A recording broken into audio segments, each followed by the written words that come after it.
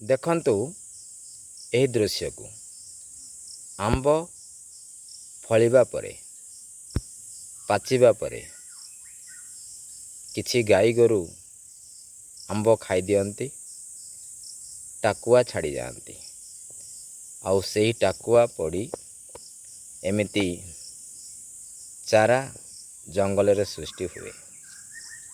ପ୍ରକୃତି ନିଜକୁ ନିଜେ ସମର୍ଥନ କରେ, ଆଗକୁ ବଢ଼େ। ଆଜି ଯେଉଁ ଜଙ୍ଗଲ ଭିତରେ ଆମ୍ବ ଗଛ ଆପଣ ଦେଖୁଛନ୍ତି, ତାହାକୁ ମଣିଷ ରୋପଣ କରିନାହିଁ।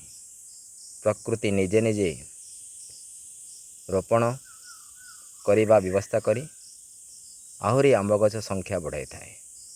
ଅନୁଭବ କରନ୍ତୁ ଜଙ୍ଗଲ ସୃଷ୍ଟିର ସ୍ୱତନ୍ତ୍ର ପରିଚୟ।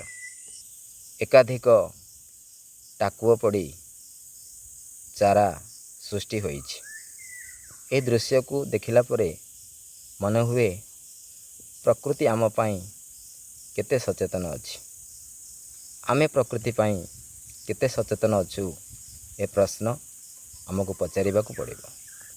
ଯେତେବେଳେ ଗୁଣାତ୍ମକ ଶିକ୍ଷାର ବିଫଳତା ଆସେ, ସାମୂହିକ କ୍ଷତି ଆମକୁ ଦେଖିବାକୁ ପଡ଼େ।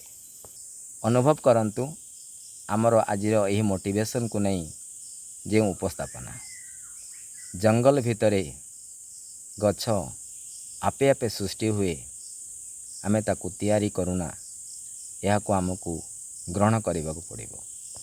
ଦେଖନ୍ତୁ ଶହ ଶହ ଚାରା। କ'ଣ ଶିଖିଲେ ଆଜିର ଏହି ମୋଟିଭେସନରୁ? ପ୍ରକୃତରେ ପ୍ରକୃତି ଆମ ପାଇଁ ଅମ୍ଳଜାନ ତିଆରି କରିବା ପାଇଁ କେତେ ପ୍ରଯତ୍ନ, ତାହା ଅନୁମେୟ। Save trees save our life. ଅନେକ ଚାରା ସୃଷ୍ଟି ହୋଇଛି।